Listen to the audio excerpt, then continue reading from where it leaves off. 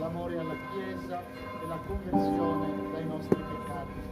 Nel nome del Padre, del Figlio e dello Spirito Santo. Amen. O amabile Sant'Ignazio, la gloria celeste, insieme agli angeli santi, godete la perenne visione di Dio.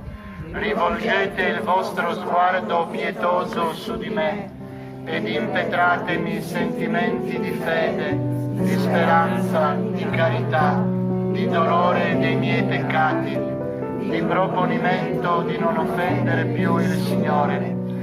Fatemi perseverare nel bene fino alla morte, affinché anch'io possa venire un giorno con voi a godere il santo paradiso, così sia.